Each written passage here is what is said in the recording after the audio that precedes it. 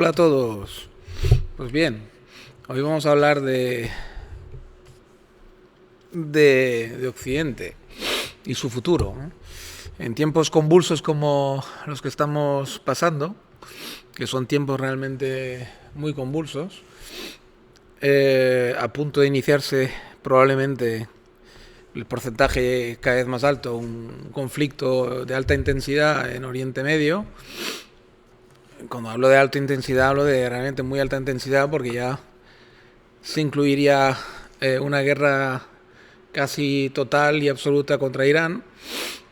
Y por lo tanto, evidentemente, pues Yemen, otra vez se activaría Hezbollah en el Líbano, en Siria, me imagino que habría también problemas, en Irak.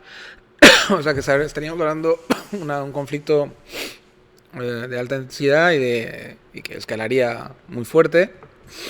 No sabemos la actitud que tomará China y Rusia, que ahí está el gran peligro también de ese conflicto, puesto que Irán y Rusia de alguna forma son aliados. China no tanto, pero digamos que yo creo que a la hora de posicionarse se posicionaría o bien neutral, sin ayudar ni a un campo ni al otro, o en todo caso, igual, como está demostrando con Rusia, a través de Corea del Norte, que no deja de ser el niño malo de China, igual se posicionaría al lado de lo que sería Irán, ¿no? O las fuerzas iraníes, que están repartidas por varios países de Oriente Próximo. Pero bueno, no lo sabemos, es especular, ¿no? Lo que sí es cierto que no lo sabemos a ciencia cierta. Se puede especular y intuir, pero no lo sabemos a ciencia cierta. Lo que sí es cierto es que a punto de producirse un conflicto de gran escala con la guerra de Rusia y Ucrania que no para, con Putin que digamos, está a punto de convertirse en una autarquía, porque realmente si no para la guerra con Trump ya probablemente se tira al monte, quiero decir, no le quedará otra, porque si hay el conflicto Oriente Medio, Oriente Próximo, eh, hay que pensar que China mucho sería que la apoyara totalmente, ¿no? A Putin, y mucho sería que Putin se lanzara a apoyar a Irán de forma descarada. Entonces, lo más probable es que se quede en una especie de autarquía en la cual, digamos, Rusia se quede, pues, un poco como hizo la URSS en su día, ¿no? Una especie desconectada del resto del mundo o de buena parte del resto del mundo, sobre todo Occidente, y funcionando, pues, como buenamente pueda. Hombre, energía no le falta, ni recursos primos tampoco le faltan, primarios, quiero decir, como gas, petróleo, etcétera, pero sí que le faltan muchas cosas que Occidente le aportaba, ¿no? Y supongo que Oriente, llámese India, China o con quien pueda negociar, Venezuela, etc., enemigos, digamos, de Occidente declarados, le podrán proporcionar alguna ayuda, pero no lo mismo que puede proporcionar Occidente, ¿no? Y sobre todo no tienen el dinero o la potencia económica que tiene Occidente para poder, digamos, pagarte religiosamente y de forma, digamos, con mucho dinero, pues las energías que tú puedas vender o las materias primas que tú puedas vender, ¿no? Entonces, claro, no sé, habrá que verlo si realmente al final se produce el conflicto, cómo se comportan los rusos, ¿no? Y el título, para hacer honor al título de este vídeo, Europa será secular, irracional o no será, ¿no? ¿Por qué lo digo? Porque hay fuerzas dentro de Europa que están operando a través de agentes rusos, sobre todo, y de agencias rusas y iraníes, sobre todo, pero no solo, pero sobre todo ellos, que están invirtiendo mucho dinero, ¿no?, en hacer que digamos, partidos como Sumar en España. En España además es el reflejo donde mejor se ve, ¿no? Y quizás también porque vivo aquí. Pero en Francia, en Italia, que son los países que tengo más estudiado, no se ve con tanto descaro como aquí.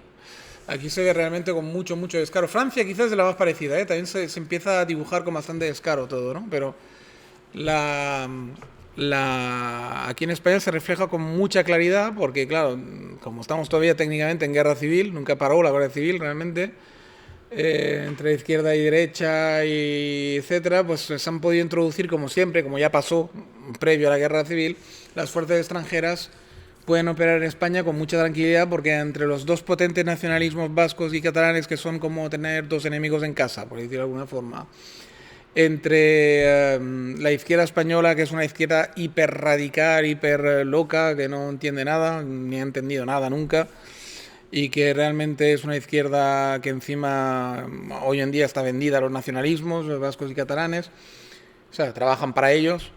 Entonces, claro, tú ves ese panorama y es súper fácil introducirse en un país tan dividido, ¿no? Que está dividido realmente en tres partes, ¿no? Izquierda, derecha tradicional, con un montón de, evidentemente, luego de formas de ver la derecha y un montón de formas de ver la izquierda, pero básicamente está dividida entre izquierda y derecha de forma muy nítida y luego con dos nacionalismos que también parten el país prácticamente de norte a sur y que realmente secuestran Madrid de alguna forma también, tanto su izquierda como su derecha. A la izquierda la secuestra directamente para que trabaje para ellos y la derecha de alguna forma la tiene secuestrada porque tampoco puede actuar como les gustaría actuar de alguna forma, ¿no? En el sentido de que no pueden, digamos, ejercer de derecha normal o europeizada, secularizada, porque necesitan, digamos, a las fuerzas exfranquistas para poder gobernar en algunas provincias y regiones y para poder, digamos, hacer un contrapeso real a la izquierda, ¿no? No se pueden liberar nunca de la parte más extrema que tienen que aliarse con ellos, porque realmente, si no, no dan el peso para poder contrarrestar a los nacionalismos vascos y catalanes, por una parte, y a la izquierda y en todas sus variantes española, por otra, que está secuestrada por los nacionalismos vascos y catalanes, ¿no? Por diferentes motivos que aquí no tocan, ¿no? Entonces España es un sitio donde se dibuja muy bien esa dicotomía entre, digamos, tener además hay dos partidos especialmente infiltrados por las fuerzas extranjeras, rusas, iraníes, etcétera, que son Vox, por una parte, a la derecha, a la extrema derecha, que está cada vez más infiltrada por lo que son, en ese caso, rusos y iraníes, pero sobre todo rusos, y fuerzas de Estados Unidos, como el Tea Party, fuerzas muy extremas, ¿no? De Estados Unidos, probablemente de algunos otros lugares, como últimamente le han detectado alguna alianza con Hungría, claramente.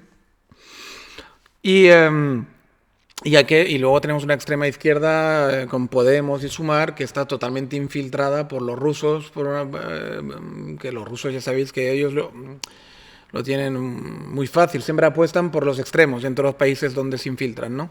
Apuestan por los dos extremos, les da igual extrema derecha que extrema izquierda. Ellos apuestan por los extremos, hacen que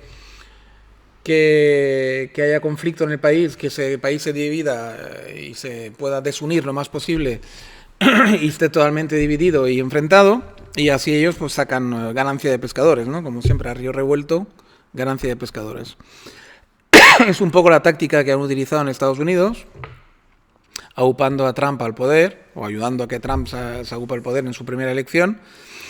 En la segunda elección probablemente no han podido intervenir de forma tan descarada como la primera, pero bueno, igualmente el mal ya estaba hecho y el virus del guerra civilismo americano ya está implementado, digamos, ¿no? La división, ¿no? En la polaridad extrema en Estados Unidos ya está hecha desde la primera elección de Trump, que me parece que fue el 2016. Así que, bueno, pues digamos, allí el trabajo lo tienen hecho, ¿no? Y está mandando, pues, quien menos les puede perjudicar, entre comillas, porque con Trump nunca se sabe, ¿no? Con la administración Trump y tal, que ha puesto en marcha este año, además, habiendo arrasado en las elecciones, pues todavía menos, ¿no? Pero bueno, para ellos es la apuesta menos arriesgado. Estaba claro que los demócratas estaban frontalmente en contra de Putin y por temas ideológicos y por temas tácticos también y de geopolítica, etcétera, etcétera, ¿no? Y geoestratégicos. Los tradicionales, típicos de toda la vida, ya heredados del Imperio Inglés, de nunca unir a Rusia y Alemania bajo ningún concepto para no hacer una Europa dominada por Alemania y a su vez por Rusia, que por una parte sería imparable, sería un contrapeso real al imperio americano y imperio inglés, por lo tanto, y por otra parte, pues te encerraría muchos peligros para el resto de Europa y para buena parte del mundo, ¿no? En la deriva que pudiera tomar esto, ¿no? Ya se vio que en la Segunda Guerra Mundial la deriva que tomó fue a través del partido nazi en Alemania y lo más extremo del comunismo en Rusia. Y, claro, se podría repetir, ¿no? Es decir, esa alianza es imparable porque claro, una es la tecnología digamos, la ingeniería alemana junto a las materias primas infinitas de Rusia, ¿no? Entonces, si una es de estas dos cosas, claro, tienes una Europa imparable prácticamente, ¿no? Con la ingeniería alemana más, y encima, si Alemania consiguiera dominar a Europa, bien sea por la fuerza como quería hacer Hitler, o bien simplemente por economía, como de hecho casi lo ha logrado ya técnicamente Alemania, ¿no? En tiempos de paz ha logrado ser el país dominante. Bueno, España prácticamente está totalmente invadida por Alemania a nivel empresarial. Quiero decir, no hay ninguna empresa grande española que se precie que no esté dominada por un grupo alemán. Es decir, Seat es Volkswagen, Balay, por ejemplo, la marca española Balay de electrodomésticos pertenece al grupo PSH, que es un grupo que incluye a Bosch y a Siemens, alemanes. Y así podía seguir un largo etc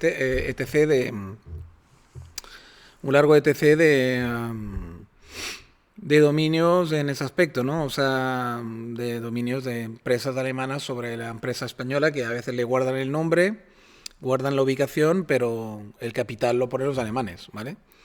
Y así hay un largo etc. Y luego el otro gran dominador en España es Francia, ¿no? Pero bueno, Alemania es con mucho, yo creo, la que más domina el tejido empresarial español o lo que queda de él. Así que realmente, para que no ocurra esto, pues llevan siglos, desde Napoleón, desde Catalina la Grande, etc., Inglaterra, oponiéndose a todos los intentos de conquistar Crimea y quedárselo, digamos, y que sea rusa de verdad una vez por todas, a los intentos de unión entre Alemania y Rusia de alguna forma, etcétera. Y el episodio de ahora no es más que otro episodio de este conflicto eterno, ¿no? ¿Y por qué digo entonces lo de racional y lo de secular? Porque evidentemente los peligros siempre de girar hacia algún extremo religioso o algún extremo, digamos, tipo partido nazi en la Segunda Guerra Mundial, siempre existe, ¿no? Siempre planea, ¿no? Sobre Europa. Y por lo tanto, en Estados Unidos ya vemos que con la elección de Trump ya estamos un poco en estas, ¿no? Estamos un poco en el tema digamos, es que tengo unas toses y una irritación de garganta, yo creo que es debido al polen o algo, que no me deja hablar con claridad. Pero bueno, voy a intentar acabar este podcast, ya que lo he empezado. Como decía, o sea, disculpen las molestias de esas toses. Como decía, el tema de secular y tal, lo digo por eso, porque evidentemente Estados Unidos no se puede decir que sea un país secular ahora mismo. Y desde Trump menos. Porque nunca lo ha sido, un país secular al 100% desde su creación. Vamos a leer que hay incluso un estado federal, que es Utah, si no recuerdo mal, que es mormón, por lo tanto, imaginaros, ¿no? O sea, quiero decir, hay extremismos religiosos, más bien cristianos, en ese caso, evangelistas, etcétera, en Estados Unidos desde su creación, ¿vale? Que sí que es verdad que luego la Constitución, etcétera, hace un contrapeso importante, pero es un país eminentemente religioso, ¿vale? Estados Unidos. Y por culpa, yo creo, de esta fiebre religiosa, pues es fácil que puedes aupar pues, a un presidente tipo Trump, o el perfil Bush también, el George W. Bush que son perfiles pues nada seculares y nada racionales, ¿no? En algunos aspectos, ¿no? Que van a actuar siempre con algún trasfondo de alguna forma religioso extremo, aunque no lo domine, del todo, dominan la geopolítica, dominan la estrategia, dominan materias primas, etc., pero al final el trasfondo es el que es, ¿no? En Europa sí que parecía que después de la Revolución Francesa y después de los 300 años que han pasado y todas sus vicisitudes, habíamos logrado, después de la Segunda Guerra Mundial, por fin una forma, digamos, muy secular y muy racional de gobernar, pero ahora está en peligro pues, por culpa de la elección de Trump, por culpa de Putin también, que en su locura, digamos, de autocracia esta y casi de autarquía que está montando, pero sobre todo en la autocracia en la que está metido, pues también tiene tintes nada racionales o al menos, bueno, o racionales, pero desde luego seculares cada vez menos y racionales de aquella manera. Porque, claro, en toda autarquía al final hay un poco... Lo irracional, por ejemplo, está en la adoración al líder y en que el líder supremo, que en ese caso es Putin, pues están por encima de todas las leyes, ¿no? Humanas y naturales, casi, ¿no? O sea que de alguna forma al final pierde la racionalidad, ¿no? Así que realmente Europa puede ser el contrapeso a todo esto, si ahora con la reacción, el rearme, etcétera, se hace bien y no se deja invadir por fuerzas oscuras tipo Vox, tipo Sumar y tipo todo este tipo de gente que están ahí para dividir y para que no se logre precisamente. Son agentes entre americanos, rusos, iraníes, etcétera, que están ahí para sembrar el caos y para sembrar la duda y para que al final la gente pues deje de ser racional y deje de ser secular. También es una posibilidad, ¿no? Entonces, claro, habrá que vigilar mucho, o tendrán que vigilar mucho los políticos y, bueno, y la ciudadanía. Tenemos que vigilar mucho a ver quién votamos, cómo votamos, para que esto no suceda, ¿no? Para que no suceda que Europa desbarre también, a su vez, y se convierta en algo que no es, ¿no? O que no queremos ser, ¿no? En principio. Las nuevas generaciones están muy contaminadas por, digamos, el extremismo que les venden en Internet. Hay mucho irracionalismo. Fíjate que para que en pleno siglo XXI exista el terraplanismo, pues ya te puedes imaginar, ¿no? O para que aquí tengamos una Yolanda Díaz diciendo que no hay derecho a la presunción de inocencia porque eres hombre. Si hay una mujer joven que te denuncia, no hay derecho a la presunción de inocencia. O sea, hay muchas cosas irracionales que se están produciendo y todo eso porque son agentes extranjeros, evidentemente, ¿no? Son agentes que trabajan para grupos extranjeros, para destabilizar, para dividir y para que pues, el país, España en ese caso, y Europa, porque pasa en todas partes, sea cada vez más débil y que los jóvenes que crecen ahora, que son los votantes del futuro, pues crezcan pues lo peor posible, ¿no? Que su cabeza sea esté lo más liada posible y que su cabeza esté lo más, digamos,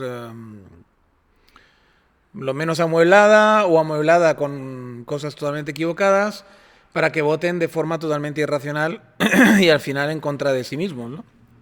Y a favor de potencias extranjeras que ya sabemos todos qué nombres tienen, ¿no? E incluso de fuerzas oscuras extranjeras como puede ser el islamismo, ¿no? Evidentemente, ¿no? Entonces, claro, es muy importante que Estados Unidos, a pesar de que Trump no es exactamente lo que necesitamos o necesita el mundo, lo que necesita incluso Estados Unidos, es muy importante que Trump, si al final se lía en una guerra con Irán, gane. Muy importante que gane esta guerra, porque no pueden ganar gente con ese corte y esa ideología. No puede ganar Hamas, no puede ganar Hezbollah, aunque Israel esté equivocada en algunas cosas, aunque Israel también cometa algún pecado de irracionalidad y de no secularidad, pero no puede ganar esas fuerzas oscuras porque son mucho más numerosas y mucho más potentes en número y en expansión a nivel mundial. El islamismo radical es un peligro mucho más potente que Israel, porque evidentemente Israel además no es un peligro para el mundo. Israel lo único que quiere es predominar ahí, que su país se instale, que lo reconozcan y luego, pues bueno, si se convierte en una potencia irracional y no secular, con un judaísmo extremo, por ejemplo, pues bueno, no es problema tampoco, no es un gran problema a nivel mundial como sí sería En todo caso es un problema grande a nivel regional, pero no a nivel mundial, como si sería que triunfen las tesis islamistas y las guerras que los islamistas empiezan, ¿no? ¿Por qué? Porque si ellos ganan, pues evidentemente luego el próximo paso es la invasión de todo lo que no sea musulmán, evidentemente, ¿no? La invasión tanto violenta como ideológica. Y evidentemente eso sí que es un peligro muy grande porque son un número infinito de seres que practican el Islam de forma correcta, pero que pueden estar contaminados por los extremistas. Y es infinito el número de países y infinito el número de personas y además infinito el número de personas que están establecidas en Occidente, tanto en Estados Unidos como en toda Europa, ¿no? Por lo tanto, es un peligro realmente muy grande que no puede triunfar de ninguna manera, que es lo que traté de decirle una participación que tuve en otro canal hace unos días a alguien a Marcos, que tuve un debate con él en Mostra TV, me parece que se llama su canal, muy apasionado sobre ese tema y yo le traté de explicar que es que por muchos defectos que él le vea y tal y cual, porque bueno, toda la gente que es un poco antisemita o que es un poco, digamos, antisionista y tal, que tienen ese sesgo, normalmente suelen exagerar los peligros, pero hasta infinito, de un gobierno israelí o de un Israel que triunfara, digamos, en Oriente Medio y que se hiciera incluso, que se expandiera un poco y fuera realmente un país potente, lo suelen exagerar muchísimo los peligros y suelen imaginar cosas que no sucederían, que además la prueba está que hace 70 años que existe ese país y no sucede ninguna cosa de las que ellos prevén o las que ellos temen, y sin embargo sí que han sucedido infinitos atentados terroristas de corte islámico y que no paran de haber, de hecho en Alemania, etcétera, ahora sobre todo, más que en Francia, y no paran de producir víctimas, etcétera, etcétera, ¿no? Mutilados, víctimas en Europa. Y claro, y eso sí que no para de suceder y eso, por lo visto, no les asusta. Ahora, les asusta más su imaginación y las cosas que podrían suceder según ellos que lo que está sucediendo de forma fehaciente actual, que son hechos, ¿no? Por eso le decía yo, hechos, háblame de hechos, de cosas que están sucediendo, no de cosas que tú piensas que pueda haber ocurrido, de conspiraciones que tú crees en tu cabeza que ocurren, etcétera, etcétera. Háblame de hechos, ¿no? ¿Dónde están los atentados israelíes? ¿Dónde están los atentados sionistas extremos? ¿Dónde están los judíos extremistas que ciegan vida en Europa o en cualquier parte del mundo en nombre de su religión? No lo sé, o sea, ¿dónde están? Es que yo no los veo, ¿no? Y luego entonces inventan cosas, teorías súper complicadas y tal, ¿no? Que nadie puede comprobar y que nadie puede, digamos, que nadie, de hecho, ha hecho nunca, en serio, el amalgama o sea, ha podido conectar puntos entre lo que ellos imaginan y lo que sucede, ¿no? Entonces realmente me preocupa todo esto porque son infiltraciones también probablemente pues, del islamismo radical, en este caso, en las cabezas de esta gente, ¿no? Que les dibujan bueno, es el antisemitismo de toda la vida, ¿no? Al final, ellos creen que no, pero sí que caen en eso, porque si tú crees en esas teorías, estás igual que hacía Hitler en los años 30 y los nazis, que decir, metiendo en la cabeza de la gente teorías conspiranoicas antisemitas, pues ahora ya no funciona la imagen del judío en forma de rata con la nariz ganchuda digamos, dominando la economía mundial, que aunque, bueno, esa imagen todavía pervive, pero bueno, en la cabeza de mucha gente. Pero como funciona menos esta imagen, pues ahora es, pues eso, el sionismo internacional que en teoría está haciendo un montón de conspiraciones y todo lo malo que sucede en el mundo prácticamente está el sionismo detrás, ¿no? O el Mossad y cosas por el estilo. O sea que es lo mismo, al final. Es la misma mierda con diferente collar. Quiero decir, pero si ellos no se quieren dar cuenta, no sé, no sé cómo hacería más para que ellos lo vean claro, ¿no? Que eso es una mierda. Y que esto nos perjudica a todos. Al final, porque al final te equivocas de enemigo, eso va a empezar, y luego encima no vas a la raíz del problema, ¿no? No vas a la raíz del problema. Entonces yo repito lo que he dicho en mi título, ¿no? Para acabar ya, digamos, esta exposición de hoy.